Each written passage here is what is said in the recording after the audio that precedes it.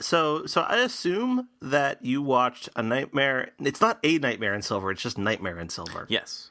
Right. I will have a lot of difficulty with that one. I always have difficulty with the articles at the beginning of Doctor Who stories. Yeah. But this one in particular. Yeah, because and it's odd because I think I recall at least one time where the internet itself seemed confused over a Doctor Who title. That would be The or No The Vampires in or of Venice. Yes. It was alternatively reported as Vampires in Venice, Vampires of Venice, and The Vampires of Venice. Oh, well, there you go. So there's precedent on a wide scale. Yes, and I think the reason for the confusion regarding Nightmare in Silver is that it sounds a little bit like A Study in Scarlet, which was the first ever Sherlock Holmes thing. Yeah. A novel in particular. Yes. Was the kind of thing that it was. But anyhow, so I keep wanting to say a Nightmare in Silver, but it's wrong. Yeah. It's not true. It's not just any old Nightmare in Silver. It is, well, Nightmare in Silver. Right. It's not even the Nightmare in Silver. It's just Nightmare in Silver. Yeah, I'm assuming it's impossible to have more than one. I'd hope so.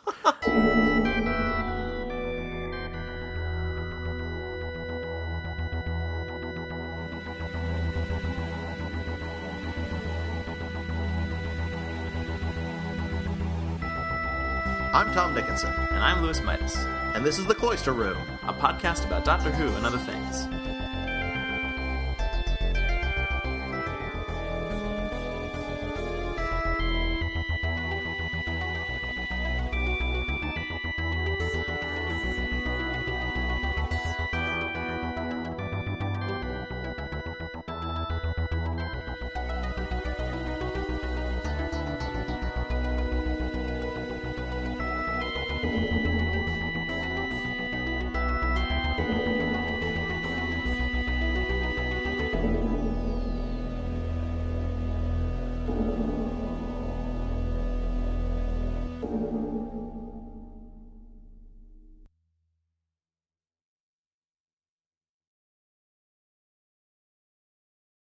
What did you think, Louis? I quite liked it. Did ya? I did. I'm kind of not that crazy about it, personally. Really?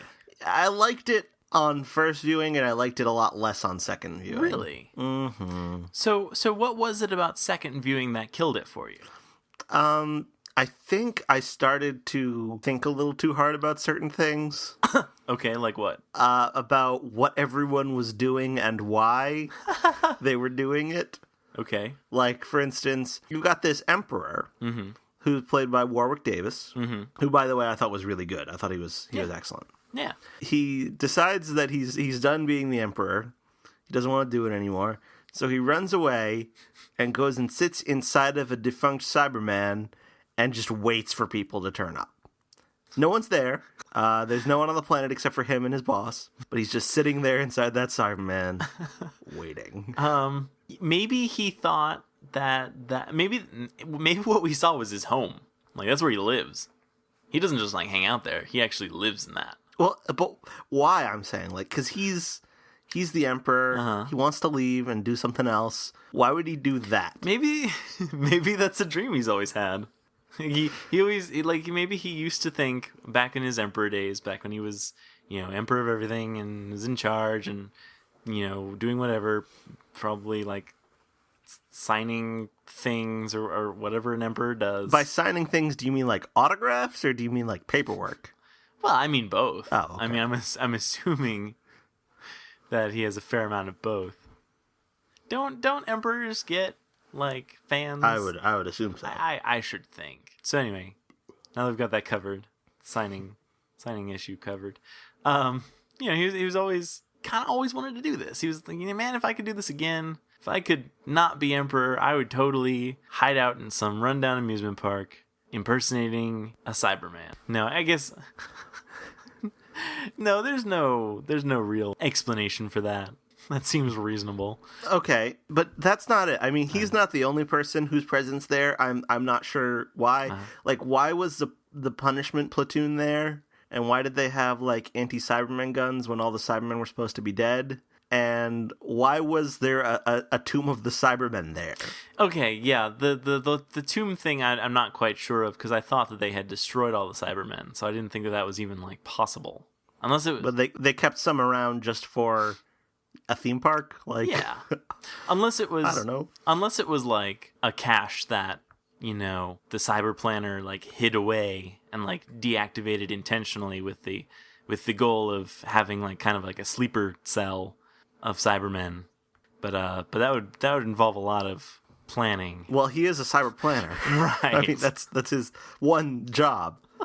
I did like the moment where all the Cybermen emerged from the tombs, which is sort of a visual reference to the moment where all the Cybermen emerged from the tombs in Tomb of the Cybermen. Ah, But I just kind of didn't understand what was going on. Like, oh, there just happened to be right here on this planet where these weird cyber worms are, a bunch of new Cybermen. I didn't understand why the old Cybermen turned into new Cybermen. I guess they did. I didn't understand why the bomb that everyone kept talking about, like how it's going to implode and destroy the planet, ended up exploding. I just didn't understand so much about what was going on and, like, why. yeah. Well, and I think that the reason, I suspect that the reason it looked like an explosion as opposed to an implosion is that they probably didn't have the budget to do a good looking implosion. Well, they could have changed that line in the script. I guess they could have. Maybe they just liked this. I don't know. The phonetics. Yeah, you know? Or maybe it just so happens that in their culture, implosion means explosion, and explosion means implosion. And, like, everything else is just perfect English, but that's the one word where it's different. Okay. Or maybe Fine. Or maybe they both mean explosion, kind of like how flammable also and inflammable both mean flammable. Okay, I buy that one a little bit more. But, you know, I don't know. I mean, it might actually make sense that cyber mites and that kind of tomb would exist on the same planet, because maybe the cyber mites come from that tomb. Okay, yeah, that makes some sense. But I just don't understand why the cyber mites all of a sudden, right now, with this guy who's been on this planet for a while, all of a sudden, right now, they go after his Cybermen. Were they somehow activated by something the Doctor did? Or... Well, I thought the thing was that they were activated by the presence of children. Oh, the cyber mites didn't want to do anything until some children showed up. I think that's what that was. Okay, that does make sense. All right, because they say something about like we needed children, and I think they say that they needed children because of their minds. I think that was like something that they said, but and then, like, I guess the implication was that they shut down the amusement park, taking the children away, and so they could not do anything because of that. But if the Cybermen were stationed there in that tomb the whole time, like, how long have they been there?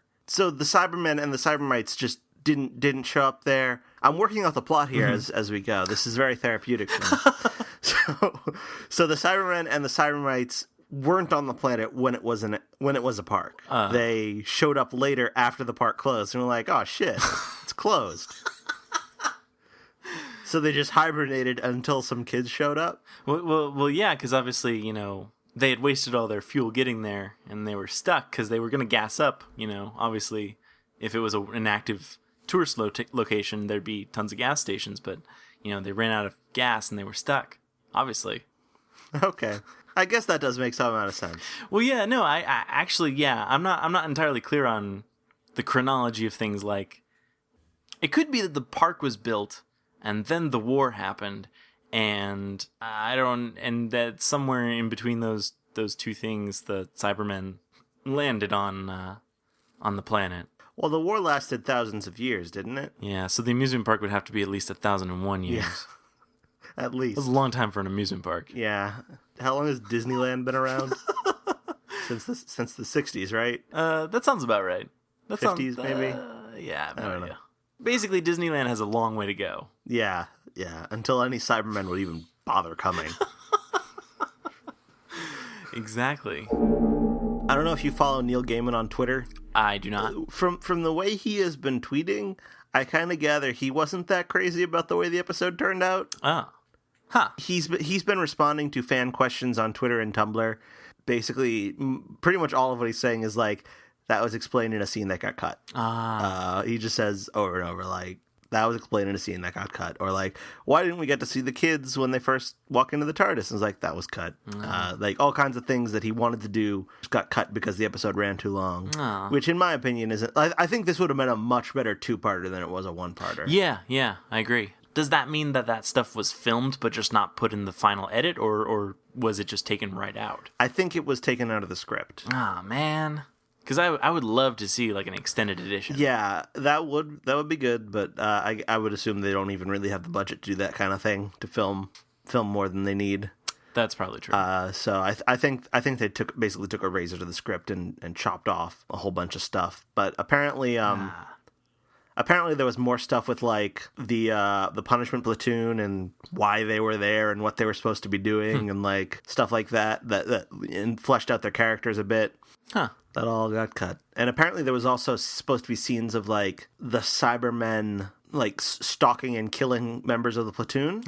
Because Neil Gaiman's idea was that these new Cybermen would not make loud clanky noises.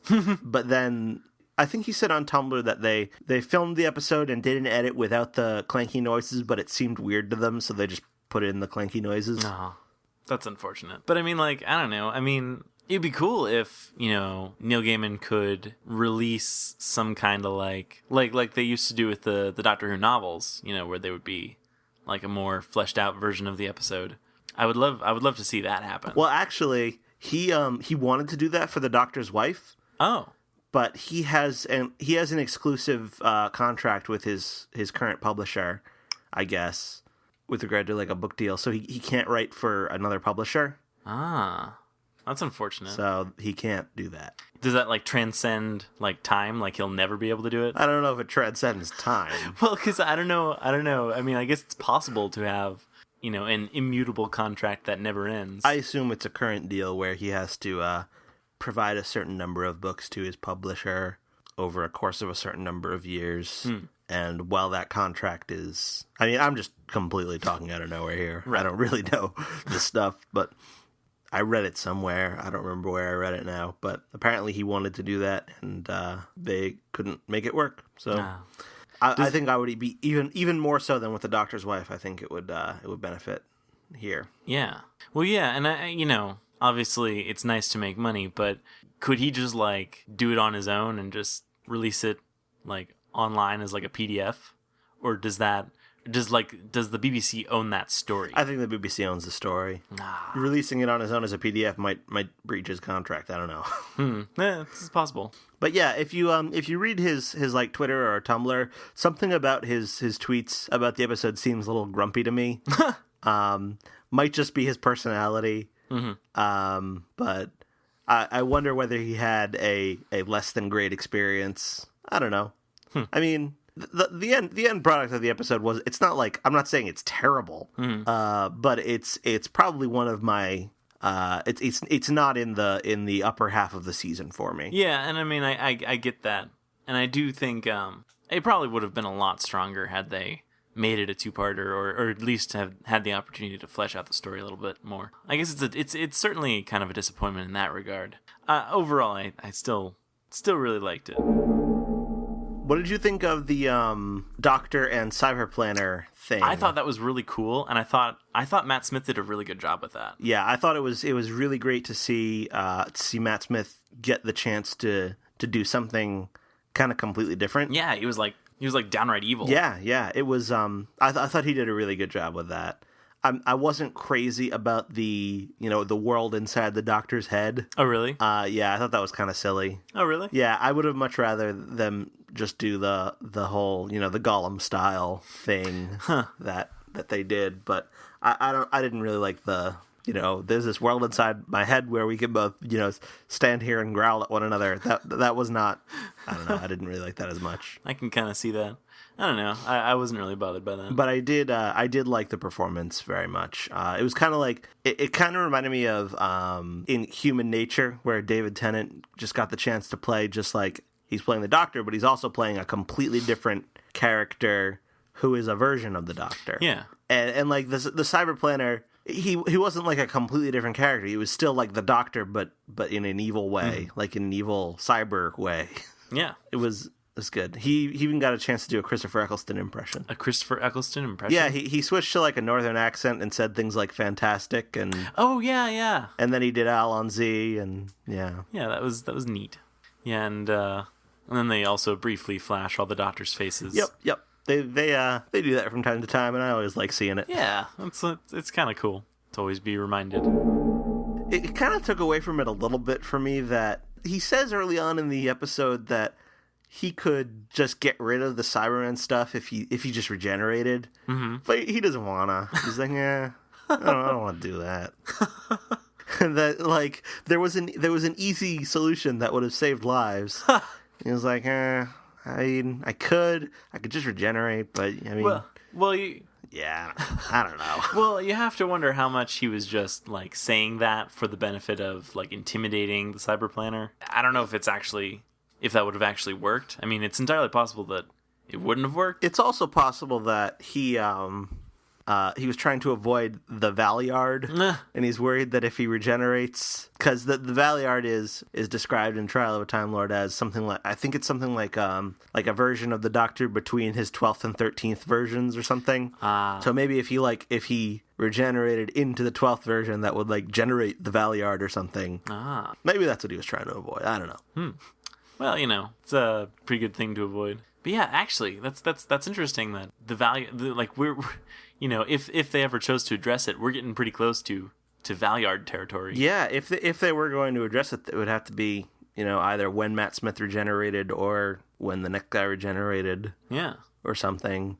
They'd have to they'd have to figure something out because it's not really well explained in Trial of a Time Lord, so they're gonna have to figure out a way to re-explain it and also reintroduce it to people who have never seen those stories. Yeah, that seems like a kind of concept that doesn't stand out on its own. It doesn't stand on its own. You would have to kind of explain how this is. Well, it's not really the Doctor. It's an evil version of the Doctor. Kind of. Yeah. That's not easy to do. They could try to simplify it by saying regardless of the weird explanation that was given in the Trial of Time Lord, this is a future incarnation of the Doctor. Yeah. This is the 13th Doctor and he's evil. Huh. Kind of like they did with the Eye of Harmony. They keep changing their mind as to what exactly an Eye of Harmony is. I don't see why they couldn't do that with a Valiard. Yeah, sure. Why not? I thought Jenna Louise Coleman did a very good job too in an episode where she has quite a bit more to do than we've seen recently. Yeah, I'm not sure where she got her military command skills. Presumably some other version of her. Yeah, that may well play into some heretofore unknown Clara from the military. Yeah, who knows? That would be interesting because it's still very much a mystery about her, and so right now anything's kind of fair game. Could have any number of really wild theories. But yeah, I did enjoy her performance in this episode, with also a little bit more, of her trying to figure out what the Doctor means when he says that she's the impossible girl. Although she drops it a little too easily, I think. Yeah, hopefully that'll come up again. But yeah, it's nice that that time did not get rewritten or something like that. Where now for sure we know she's aware of something. She knows something's up. Mm-hmm. Unlike Journey to the Center of the TARDIS, where it was just kind of reset. Yeah. She now knows, and will presumably try to figure that out.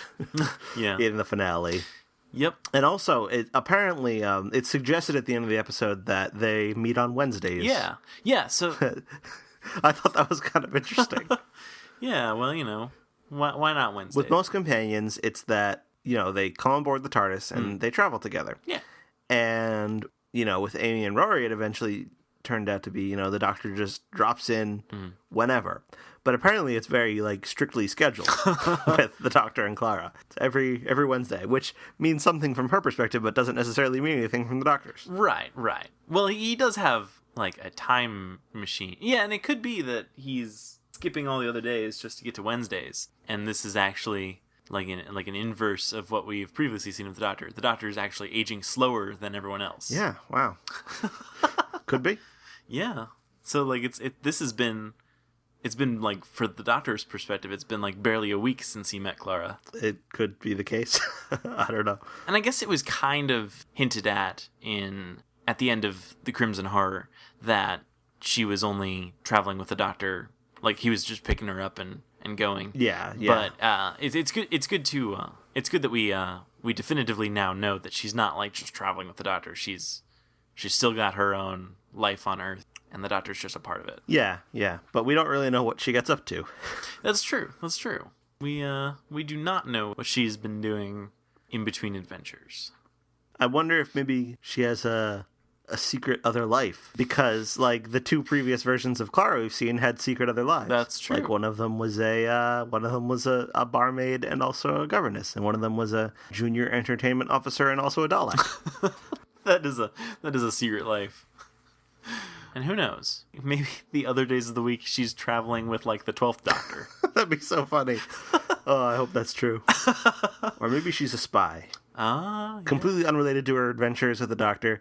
She's a foreign spy on assignment in England. And as a part of her efforts to blend in, she figures she should travel with an alien. Because that's what people do in England. Yeah, if she turned down the trip, then she'd start to stick out, and people would realize she's actually not who she says she is. But as long as she allows herself to be abducted, then it means she's truly English. I like the new Cybermen, and I like their voices. Yeah, those were cool. They have different voices that are closer to some of the classic series stuff. Yeah, I thought that was a cool. I don't know why. I mean, I kind of sometimes had difficulty understanding the Cybermen, like the way their voices have sounded in 2006. Like I kind of found that kind of hard to understand. I don't know why, but these seemed easier to understand. So I'm glad they made them easier to understand. Well, here they didn't say much. Okay, that's true. They said upgrading.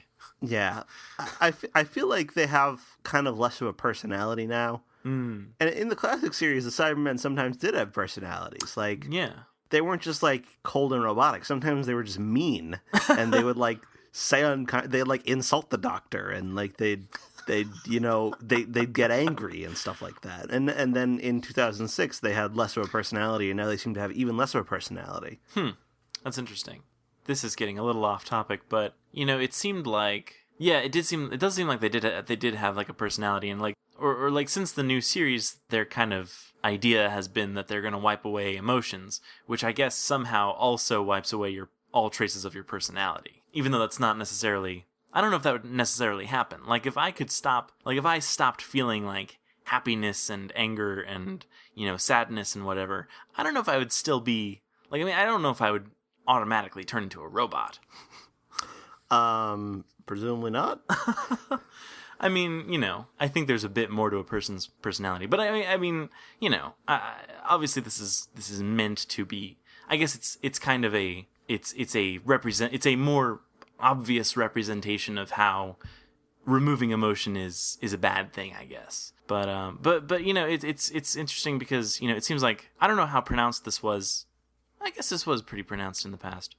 It certainly seems like it seems like it's being reaffirmed that, like, for the Daleks, everything is like about hatred, and they just hate everything that's not a Dalek. And then, the Cybermen are kind of the opposite way, where they don't have any emotions whatsoever, and they just want everyone to be like them.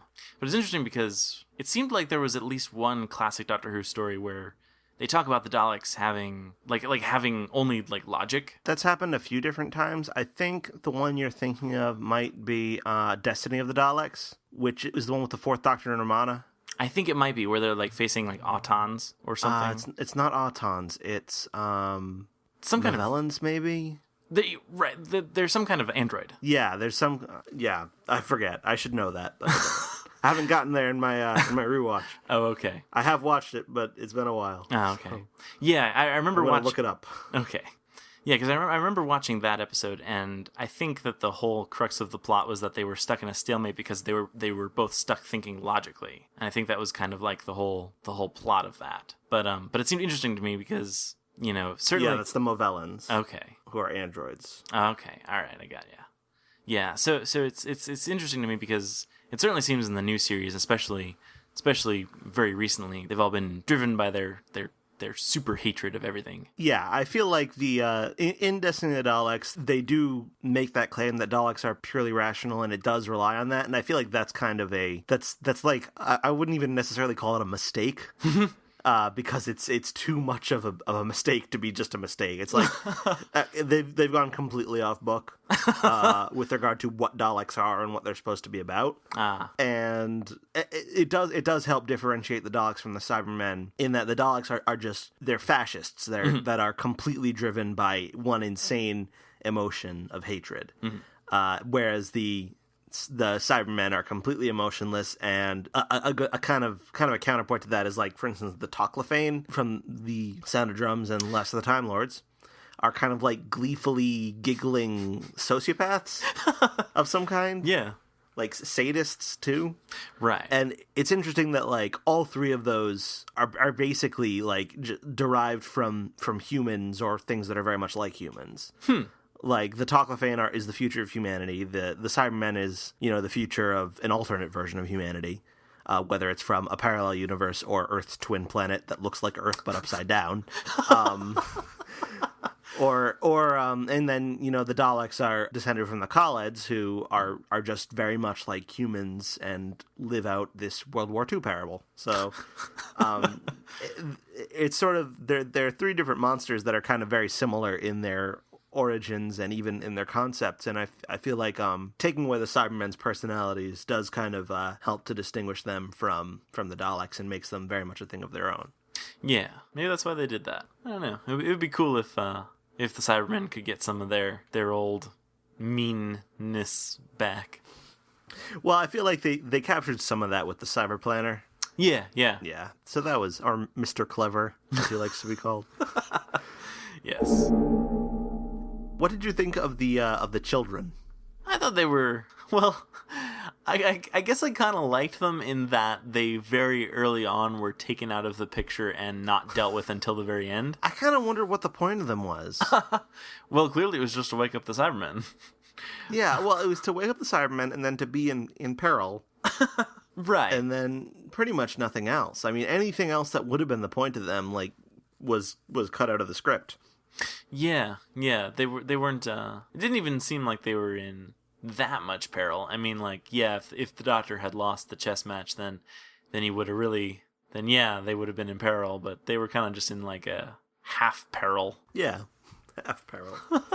I thought, the older one, Angie, that's her name, Angie? Is it Angie? Oh, God, I don't know.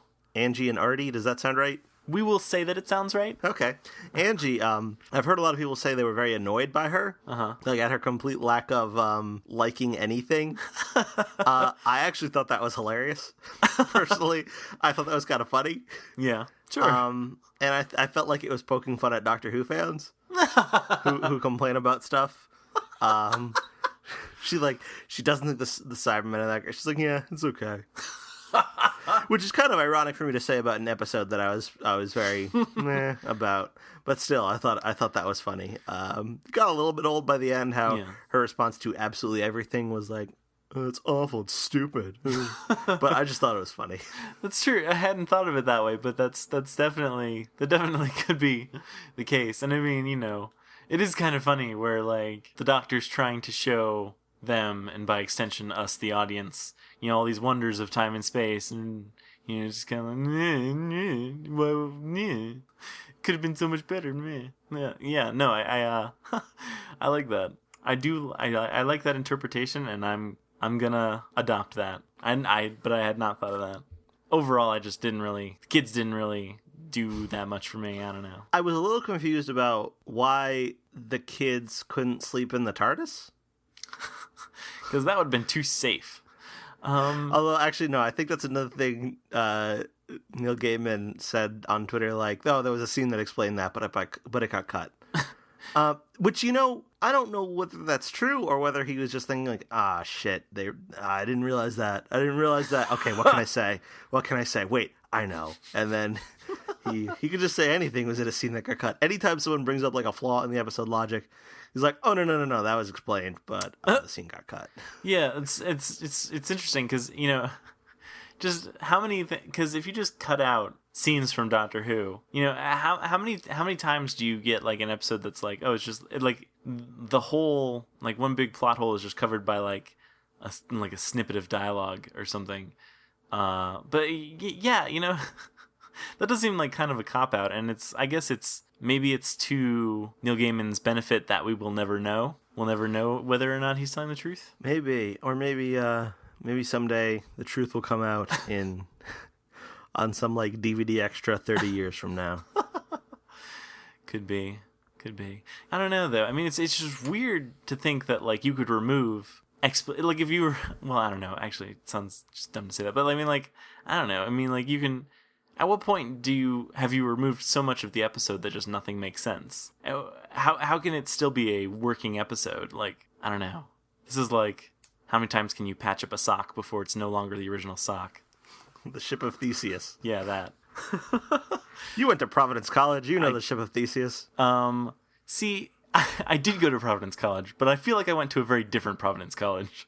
That may be true, but you did Civ. You did Civ. I did do Civ. I did like the minimum, and I put the minimum amount of effort into Civ. Well, that's the right way to do it. But yes, okay. Because the thing is, though, I know all these sort of philosophical concepts, but I just don't know what they're called, and I feel like this plagues me in. Well, more than just areas regarding philosophy, but just in general. I know things, but I don't know what they're called, which makes it really hard to convey them to other people. I bet. Back in college, I had to read all of these things, and you kind of open them, and there's a cover, and it can be hard or soft, and there's words printed on them in ink. It was crazy. Yeah. That was before e-readers. Well, actually, it wasn't before e-readers. It was contemporaneous with e-readers. Yes. I feel like at some point we were talking about Doctor Who. Yeah, probably. I don't know. There are other things that I can just kind of throw out there. Like I really liked things that were actually in the episode. I really did like the dialogue. I liked the Doctor's little spiel about no blowing up this planet. Because it was kind of was funny that he leapt right to that, and it was definitely on the agenda, and he kind of just said that without even. I mean, it seems like he just kind of cut to the chase, where this always seems to be an option that eventually rears its head, that someone's got a button that destroys the planet, and then someone else wants to push that button. So it seems like the Doctor's just circumventing that and just saying no, don't even if you've got this button, you're not pressing it. Yeah, that was cute. Yeah. Although apparently, like last time the Cybermen were around, they had to blow up a galaxy. So oh yeah, that's what Porridge says. So planet's not that bad. Yeah, all things considered, I think they come out ahead with like fewer than 24 people on it. Yeah, it's fine. It's pretty good. Yeah, but then there's an exchange between Clara and whatever it was, the leader, where he's like, I trust the Doctor, and do you think he knows what he's doing? And then Clara's like, well, I wouldn't go that far. Yeah, that was also good. Yeah, I liked that. So I don't know, I think it had good dialogue, and I liked that. So you watched the She Said, He Said prequel, as they call it. It's a prequel. I did, in fact. It's weird that they call it a quote-unquote prequel. Yeah. Because, I mean, this is many fans are enraged at the use of the term prequel, because prequel is supposed to mean something that comes out afterward, but takes place before. Whereas this seems to have come out before, and, I mean, to the extent that it can be said to take place at any time, because it seems to be like non-narrative soliloquies. Right. I mean, it seems to take place after. Yeah. So it is the opposite of a prequel. Yeah. Well, are we still it's funny because I was aware of that definition of prequel, but it was pushed really far back in my mind, and I wasn't really, I guess I hadn't even thought that we were still adhering to that definition of prequel, because it seems like prequel is just thrown around so often now with regard to, sagas. So I guess that would be a thing to be upset about, sure. Well, I mean, you wouldn't call The Empire Strikes Back a prequel to Return of the Jedi, would you? I guess I wouldn't. I'm trying to think of well, what would you call that? I mean, there isn't a word for that. A predecessor? I don't know. Well, so there's yeah. Now I'm bothered by this. A prequel is a kind of sequel that instead of taking place after, it takes place before. So in the Venn diagram, there's sequels, and then within sequels, there's a subcategory called prequels, which are sequels that take place before instead of after. Ah, I got ya. Well, okay, but the BBC has called things prequels before, haven't they? Or yeah, and people get mad about it. Oh, okay. So this is not new anger. No. I don't care. But this is continued anger. I was just pointing out how this is even further strange, because usually the prequels, quote unquote, that the BBC puts out actually do take place before the episode. Right. But this, I mean, it happens in this abstract, non-narrative space of the mind or something. I don't know. Right. But anyhow, the characters are saying I learned all about it the day we went to Trenzalore, which, I mean, it hasn't happened yet. So it doesn't even take place before. That's what I'm saying. I got ya. I see where you're coming from now. It takes place after. So technically, the name of the Doctor is a prequel to this. Ah, yeah. There you go. I really didn't want to turn this into a big discussion about prequels. I completely I had a thought and then it drew me off on a tangent. But anyhow. Okay. Well, anyway, we've got that out of the way. Yeah. I thought it was kind of lame, personally. Thought it was kind of lame. How'd you feel? I mean, it seemed like, I don't know. I mean, we'll see the first minute or so. Well, not minute. Well, it was like 3 minutes long, so I'll give myself the benefit of the doubt. The first 45 seconds or so of it, I was kind of wondering what actually was going on, and because I was trying to fit this into my preconceived notion of what a prequel was. So I was trying to think, all right, how is what I'm seeing right now leading up to the events of The Name of the Doctor? And so once I realized that this was not actually like a story or anything, then I kind of was freed to think about it in whatever way it was intended to be thought about. But even after that happened, I still was not very impressed by it. I don't know if you ever saw this because you became a fan after Series 3 aired. That is correct. So I don't know if you ever saw the trailer for Series 3, which features David Tennant and Freema Agyeman, standing around looking into the camera, and then Freema Agyeman says, "I battle my textbooks," and then David Tennant says, "I battle with monsters," and then Freema Agyeman says, "I struggle to save money," and then David Tennant says, "I struggle to save the universe." And then Freema Agyeman says, "I'm going to be a doctor." And then David Tennant says, "Well, I am the Doctor." Nah. And then sort of the camera perspective shifts and you see that they're looking at one another. And then they say, and then Martha says something like, "Well, I hope this box is big enough for the two of us," or something like that. And that's the trailer. It's nothing from an actual episode, and it doesn't fit into any kind of narrative. Right. This reminded me of that. Well then, so is that a bad thing that it reminded you of that? Oh no, I just kind of feel completely neutral about this. I watched it and I was like, well, that was a thing that I spent 3 minutes looking at. And well, the thing about it that I thought was kind of the most interesting is that if you had shown this to someone who had never seen an episode of Doctor Who with Clara in it, or this version of Clara, who the last thing they had seen was the Snowmen. Mm-hmm. Then the impression that they would get is that, the Doctor is sort of obsessed with the mystery of Clara, and Clara is sort of obsessed with the mystery of the Doctor. Yeah. Which is not true. That's true. I don't know. I feel like this prequel sort of, sets up a false equivalency between the two of them. Where, the Doctor is a mystery, but he's a mystery to the viewer. He's not really a mystery to Clara. She's not who is... Well, then again, we don't see what she's up to when she's not in the TARDIS. So maybe she's secretly trying to figure out who the Doctor is, and that's the entire reason she's traveling with him. Yeah. Yeah. There you go. Because that is what this seems to imply. Yeah. No, I agree. Yeah, and well, we have to kind of, I don't know, because, maybe she's been, because it's kind of implied that she's been thinking about these things in, like, Journey to the Center of the TARDIS, but she doesn't really, like, she's not too hung up on it. I mean, Well, in Journey to the Center of the TARDIS, she seems only to think of it once she sees the book. That's true. But it's, I guess we are not seeing this from her perspective, so it's entirely possible that she's totally obsessed with the Doctor, but if that were really the case, why would she limit herself to just Wednesdays? Yeah, that's a good question.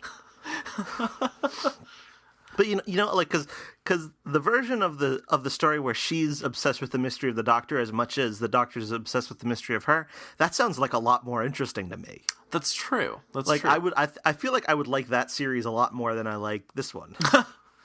Yeah, I don't know. Unless she her obsession with the Doctor leads her to join Linda, and then they, I don't know, something.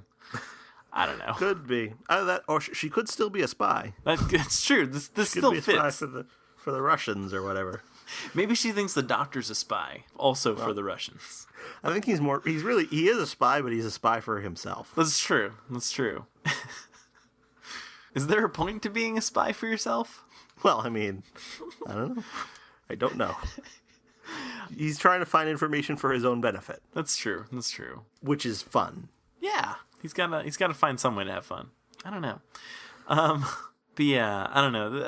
Overall, I just think that the prequel is just kind of a thing. I don't know. I guess it's kind of cool that we know for sure that Trenzalore is definitely next episode. It seems to be true. Yeah, unless, I don't know. It's just a big red herring or something. And you did not watch The Name of the Doctor. That is correct. Okay. Well, and is it, like, I mean, I guess, has it been officially, like, I'm scared to check. Like, I'm scared to actually check if it's been leaked. It has the DVDs, actually no, I think it was the Blu-rays, were actually sent out. That is a real thing. Uh-huh. But it does not appear to have hit the internet. Okay. That may be because it takes like an extra level of savvy and technological resources to rip a Blu-ray. Right. As opposed to a DVD. Right. If it had been the DVDs, I'm sure it would be up already. But given the fact that it was only a small number of people who got Blu-rays, I guess the odds are pretty good that most of the people who got it probably don't have the capacity to get that on the internet right away. Yeah, and that makes sense. Because, I mean, if I got the Blu-rays, then I would not... I'm sure I could if I so... So it's really got to be like an overlapping of a ton of different things. Like, you have to have the ability to rip Blu-rays, you have to have the desired rip Blu-rays, and you also have to be one of the lucky people who got it early. Right, exactly. So it's got to be a lot of things working in your favor. Yeah, the probability is quite a bit lower for Blu-rays than DVDs in that regard. Right. Because anyone can rip a DVD. If they have a DVD drive in their computer and like access to Google. Yes, that's true. Without even really trying, they'll just, sometimes I rip a DVD just by accident, I'm just kind of minding my own business, like it's early in the morning and I'm not really paying attention, and all of a sudden just a DVD will be ripped. So I would presume that there's a pretty decent chance that The Name of the Doctor will hit the internet before the UK broadcast, but it hasn't happened yet. Well, and was the announcement that they had shipped early, or that people had started to get them? Apparently, it was the BBCAmerica.com shop had shipped out some of them early, and apparently someone got them because one of the things that was going around like Reddit and stuff like that was just a photograph of someone's television with The Name of the Doctor playing on it. Which, that could be a fake because there are screener copies that are sent out to not just news organizations, but also some bloggers. However, apparently the screener copies that were sent out were missing the last 4 minutes or something. Because there's some kind of big surprise that happens at the very end. Oh, really? Whether that's, one of the revelations to one of the questions people are asking, or just a completely out of left field thing. I don't know, but I'm sure a lot of people on the internet know now, including some who probably didn't want to. Yeah, that's kind of the biggest threat, I think, is not that people are out there finding out things that they want to find out. It's that people are possibly finding out things they don't want to find out. I caught a glimpse of something. Oh. It was a tweet, and it was part of a conversation, and I didn't see the whole conversation, so I'm not sure whether I was seeing someone's speculation or whether I saw a spoiler. Which almost means that I didn't see a spoiler at all, even if it was one, because I don't know. Right. So that defeats the purpose of a spoiler, is if you don't know if it's a spoiler. Right. Although I remember back when Harry Potter and the Deathly Hallows came out, and a day or two before the book was released for sale, a fully scanned version of the book appeared on the internet. Oh, I remember that. And I didn't see it, but my sister saw it. And she said, oh, yeah, I saw this obviously fake version. And I was like, well, how do you know it's fake? And she's like, because the ending, I just flipped straight to the end, was completely ridiculous. And then she said, and what I'm about to say is a Harry Potter and the Deathly Hallows spoiler. So, skip ahead 30 seconds, I guess, if you don't want to know that. But she said, it flashes forward to this epilogue 19 years later where Harry is married to Ginny and they have kids named Lily and James, and there's one called Albus Severus Potter. And I'm like, okay, yeah, I am confident that you probably did see a fake version of Harry Potter and the Deathly Hallows. So that's quite now that I think about it, yeah, that totally sounds like fan fiction right there. Yes. Yes, it does. So, yeah. So you could have seen that. Well, yeah. But the thing is, when I had that experience, I read the book as though unspoiled, and then got to the end, and then realized that I had been spoiled, and sort of felt like a retroactive anger. So it could be that I will be subject to that in this case. Yeah. Did you hear what about Moffat's promise? Something maybe tell me anyway. Well, he said something like, if fans could keep spoilers off the internet, then he would premiere a special scene with Matt Smith and David Tennant right after the finale. Oh, right. Yeah, I do remember that. I do remember reading or seeing that. That's kind of a tall order, though. Well, and I also kind of wonder whether that's something they were just going to do anyway. Oh, that's true. And now he's spun it. But in any case, I think fans have failed to meet that condition. Yeah. To be perfectly honest, I heard I didn't see, but I heard that that Wikipedia was the word I read was Wikipedia was quote unquote hacked. I don't know how true it is that a user editable encyclopedia was hacked to make this happen, but the Doctor Who page was just replaced with a giant black page with spoilers and big white text on it. Oh no! That I don't know, it was locked or something, or they couldn't fix it or something. I don't know, but I did not see that. I did not either. I never. That's funny because I never even thought like Wikipedia would be dangerous. But, I mean, of course, if there are spoilers to be had, Wikipedia has an episode summary for pretty much every episode, so that could potentially be dangerous. And they did away with their spoiler policy some years ago. Oh, I didn't realize that was a policy. I actually, I got into an argument on the talk page for the Darth Vader article. Oh. The beginning of the article, says some stuff about Darth Vader, and then there's a spoiler warning. But the spoiler warning doesn't obscure text. It's just like a bold banner kind of thing that says, like, what you're about to read is a spoiler. And then right under that, it said, it is revealed in The Empire Strikes Back that Darth Vader is in actuality Luke's father, Anakin Skywalker. But the name Anakin Skywalker is in bold, as per Wikipedia's style guide. So I was arguing on the talk page. I said, this is obviously like in keeping with the style guide, but it's counterproductive because you've got a spoiler warning, but you've also got the one spoiler that you're warning against in bold directly under it. So it's a completely ineffectual spoiler warning. And I believe that, in the end, someone agreed and decided, okay, we can change this. But this was a couple months before the spoiler policy was abandoned. So yeah, it's funny because I don't know. It might just be that my usage of Wikipedia was not as I'm not sure when that was. It's probably about 2005 or 2006. Yeah, I probably wasn't using Wikipedia as much back then.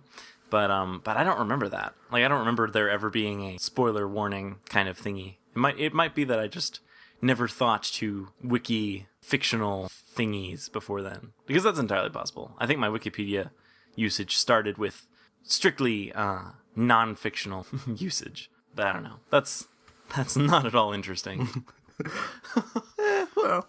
Yeah. But no, that's interesting, because I did not know that there was ever a spoiler policy. There is no longer, so people can do things like vandalize and put up gigantic Doctor Who spoilers. Not that a policy would have stopped them. No, I don't think policies ever or very often stop vandals, unless, I don't know, there are vandals that respect policies. Perhaps literal vandals, like the barbarians who sacked the city of Rome. Perhaps they respected some kind of policy. I'm sure they had, some, at least some internal policy that they adhered to. Yeah, I'm sure. Matt Smith shaved his head. Did he? Yeah, apparently. I haven't seen a picture of it, but people are talking about it on Twitter and stuff. So apparently this is for the movie that he's doing. And hopefully it shouldn't be taken as an indication that he's done with the role of the Doctor. Yeah. Because the Christmas special has yet to be filmed. The anniversary special just wrapped. Ooh. Well, if Matt Smith's gonna regenerate, not Matt Smith, but if the 11th Doctor's gonna regenerate, the 50th might be a good time to do it. But on the other hand, in Silence in the Library, there is a comment by River about her most recent meeting with the Doctor from her perspective, in which she says that he had a new haircut at the time. So maybe they will work it into something. I don't know. That's interesting. Yeah, I do remember that line. That's interesting that the haircut would be kind of a thing, because, the Doctor's hairstyle doesn't generally change. And we've had long hair Doctor, a long hair, beardy, scraggly 11th Doctor. Oh, that's true. I wouldn't call that a new haircut. Well, after he was, he reverted back to his previous look, which would be a new haircut. Right. Well, that's more of like a system restore, if anything. Yeah, kind of like the Big Bang 2 at the end of the Big Bang. Yes. We should make some predictions. Okay. So, who is Clara really? Well, I think it's obvious that she's Jenny.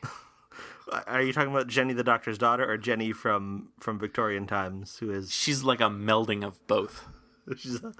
Well, I guess I have to say neither, then. I guess I have to say that she is neither, who has been scattered throughout time to pave way for Davros when he re-enters the universe again. Because there have been no Daleks in a while. Well, I guess there have been Daleks in this series, but it was in the first half of the series, and that seems like ages ago. So. Yeah, it does seem like ages ago. But yeah, I don't know. Because Jenny has to, or not Jenny. Why do I? Clara has to. Well, I feel like Clara must somehow be this way because of the. Like, it seems like that both of that, like, the Doctor's name is somehow linked to her. But yeah. Maybe she is the Doctor's name. Yeah, not that the Doctor's name is Clara, but like she just is his name. Right, like if you're going to properly pronounce the Doctor's name, you have to like vomit out like a full adult Clara. She's the physical embodiment of his name. Yeah, actually that is not that crazy. That's true. Like, because if you can have like the TARDIS be embodied as a person, like in The Doctor's Wife, like a name could be embodied as a person. Yeah. And sure. Yeah. And just like, it's like Beetlejuice. Like, you say his name 3 times and he appears. That's why there's 3 Claras. Oh, so that was actually going to be my next question. Are we going to meet any more Claras? No. There can only be 3. So, you don't think so? No, I don't think. Well, I guess it's possible. I don't know. Yeah, it's kind of weird that they kind of stopped at 3. Like, what was the point of that? I predict that the opening of the next episode is just like a montage of different Claras. Ah, yeah, there you go. And we will find out that the Doctor has in between Wednesdays. he has all along, and we didn't know anything about it. He's just been going off and having other adventures and running into different Claras. And he's got a room in the TARDIS full of Claras. Just keeps them stockpiled. Yeah, so he's got like a different Clara for every day of the week. So like this is the Wednesday Clara. We're seeing the Wednesday Clara. Yeah. This is Clara for Wednesdays, and there's a Clara. There's a Clara for every day except for Sundays. Ah, yeah, because Sundays are boring. Right. Actually, now that I'm thinking about it, why the heck isn't this the Saturday Clara? Because I mean, it seems like in the past they've tried to keep it in sync. Where like in Silence in the Library, actually I don't know if they explicitly state it's the Saturday. No, it's what? In the Impossible Astronaut / Day of the Moon. Is it? Like, he says something like, he talks about that, like, some days are Sundays, and Sundays are boring, and blah, blah, but there are some days, there are Saturdays, and Saturdays are the most magical days of all, or something like that. Yeah. He doesn't say that specifically. Yeah. Saturdays are the most magical days of all. Like, he says something a little bit more clever and fun than that. Right. Yeah. So he definitely implies that those events are happening on a Saturday. Oh, and you know what else it is? It's in the Stolen Earth, I think. He asks like a milkman what day it is, and he says Saturday, and he's like, oh yeah, good, Saturday. I like Saturdays. I'm pretty sure that happened. Maybe I'm making that up. But yeah, so it seems like, in general, Doctor Who airs on a Saturday. They try to keep that in line, where, like, all right, so the events that the Doctor is dealing with, those also happen on a Saturday. So it just seems odd to me that they are now breaking that, and they're now saying Wednesdays. I mean, it's weird, because Doctor Who doesn't air on Wednesdays. It doesn't. But yeah, I don't know. I'm trying to just, like, every little thing that seems, out of place, I'm just trying to see if it is somehow gonna play into the finale. Okay, my next question. Will we find out the Doctor's name, and what is it? I don't, in all seriousness, I really think we're not. I don't think we are. I think it's gonna be like where it is said, but it is not, we the audience do not hear it. Well, I think I don't think we're actually gonna find out the Doctor's name, but as I've stated before, I think it's Doctor Who. Yeah, that definitely. Yeah, and as I think I have replied in the past, I think that's the only thing it could be if it's going to be something that is actually said and heard by the audience. I think it has to be. Either that or Doctor Whom. Yes, exactly. Right, because that's why the Doctor likes hearing Doctor Who so much, because it gets close to his name, but not the whole way. Like, it's close. It's as close as he can get. Although, evidently Clara will find out his name. Right. Based on this thing, she said, he said. Right. Actually, it seems interesting from this Next Time trailer. We didn't see Alex Kingston at all, if I'm remembering correctly. We see a tombstone with River Song's name on it. We see a tombstone that said River Song, and I heard her voice, definitely. Oh, really? I didn't hear that. Yeah, okay. I think, well, she says something. I don't remember what she said, but yeah, her voice is definitely in it, so I would assume that she's in it. Okay. I think that's safe to assume. But yeah, no, that was interesting. To me, that was interesting that they kind of kept her out of the Next Time trailer, or at least, well, visually anyway, because it's long been known that she was in it. Yeah. Or I guess it's not common knowledge, but it's not a secret. Right. So given that, my next question is: will this be post-library River Song because there's a tombstone, or will it be pre-library River Song, or will something happen where like she dies and the library never happens? Huh. Interesting. So, post-library River Song, you're suggesting that, River Song is dead. The Doctor, I don't know, travels to the library and, like, meets up with her in her digital form or something? Yeah. That's interesting. Because, there's a tombstone that says River Song on it, so... Yeah. One would think that, that is, as far as we know, the final fate of River Song, that she ends up having this eternal life in a library computer. So in order for her to die, it would have to presumably...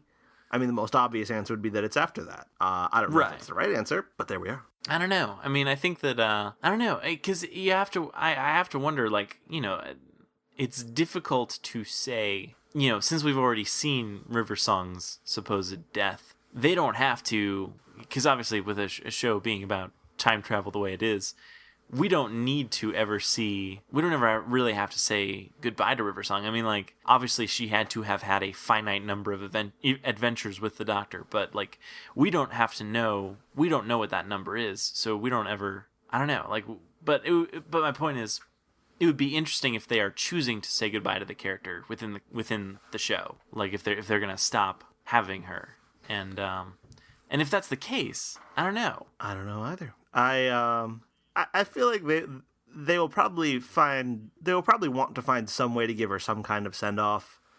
Right. I don't know what that would entail, whether there would be some big deal like, oh, this is the last time you'll ever see me or something. I don't know how she would know that. And that would also mean that if they ever wanted to bring her back for a cameo in the future, they couldn't. Well, yeah, I don't know, but it's also weird because it was a neat idea, having her die in the first episode we see her, and then the rest of it's out of order. But it also has its own problems for the narrative of a fictional television show. Like, how can you ever really wrap up her storyline if her storyline has already been wrapped up? Yeah, that's the thing. And she's been a pretty big part of the show over the past few years. And, for instance, when the Doctor leaves and the Doctor is going to regenerate, you want to give that actor a big send-off that sort of pays tribute to how they've been a huge part of the show. But how you would do that with River Song is kind of a question. Not that I'm saying that this will be her send-off, because she could very well continue to be on the show. Yeah. Either they have to kill her in this episode and then the events of Silence in the Library never happen, or he's got to resurrect her so she can die again. But I don't know. So do you think that she was the woman in the shop? I think that is the easiest explanation for that. And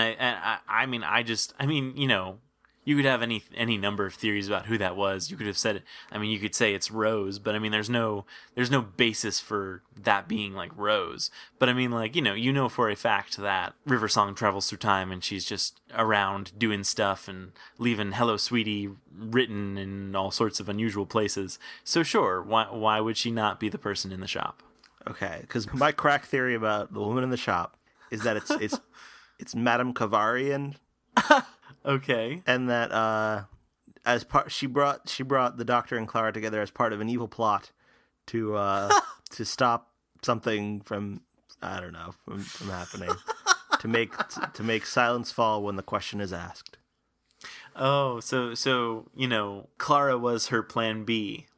First she was gonna raise a weapon from childhood to just be this unstoppable doctor-killing assassin. But when that failed, she was like, well, let's just get an adult and do the same thing, because the whole child thing definitely didn't work. Clara was plan C, because, the first plan, presumably she was somehow involved in, the exploding TARDIS from Series 5. Yeah. No, yeah. Then plan B was River, and now plan C is to get Clara... to get all of the different Claras to gang up on the Doctor. So she's just so Madame Kavarian is basically just this mustachioed villain who's just setting up all these traps for the Doctor who just narrowly misses each one, which is interesting because the blowing up TARDIS actually happens when River Song is using the TARDIS. So it's actually... Yep. So her plan A almost killed her plan B. That can happen when time travel is involved. But her plan C is... Okay, so this is the plan. So there's all of these different Claras throughout time and space, and the Doctor gets to know all of them. And, there's the Wednesday Clara, there's the Tuesday Clara, and then there's the Saturday Clara. And then they all show up together at Trenzalore, and it's like, wow, this is awkward. And they find out about one another, and they get so angry at the Doctor that they gang up on him and destroy him. And this is how I think the finale goes. Hey, that makes sense. I think that's probably how they're gonna play it. Yeah, no, I could buy that. I see no plot holes in that whatsoever. Probably not. But yeah, so yeah, I have no idea. That's the bottom line. It's just I have no idea. Well, that's good. Yeah. It'd be really disappointing if I could just predict everything and I already knew how it was going to turn out. Well, I'm pretty sure I'm right, so... Well, at least one of us is. It looks like we're going to get a new monster, from what I could tell. Yeah, I've read that they're called the Whispermen. Ugh, intriguing. I don't know if they seem to be. Maybe they outrank the silence. So there's the silence, the whisper men, and then there's the like comfortable speaking voice brigade, and then like at the very top it's like Emperor Yell or something. I think that's because that is the I mean like that is the logical hierarchy. Sure. Well, because yeah. So the thing is, the silents are like the bottom level. You know, their goal is to make sure that silence falls when the question's asked. And you know, you go through the different levels. The whisper men have similar goals, but they're more realistic. They know silence won't fall, but they're like, okay, doctor, obviously there's going to be no silence, but could you keep it down? Could you keep it to a low whisper? Yeah, and you know, maybe somewhere in there's like kind of crickets chirping. Get the cricket chirping men. But yeah, and so like Emperor Yell, his deal is that, you know, as a very last resort, he's just going to yell over the doctor so that nobody can hear what the doctor has to say. Yeah. And I think that makes perfect sense. I have a feeling that it does. Hey, we don't even really need to watch this episode. No, I might not. And in fact, maybe now that we're armed with all these predictions, we need to write our own episode and leak it online so that people will think they've been spoiled, but then not. I don't see what the point of that would be, because it would spoil them because of our incredibly accurate insights into that's the way true. the plot works on Doctor Who. That's right. Well, that's the thing, is we need to make it seem like it is just so over the top ridiculous that it could not possibly be true, and have Clara's what I'm saying is we need to have the doctor's name be Albus Severus. Yes, exactly.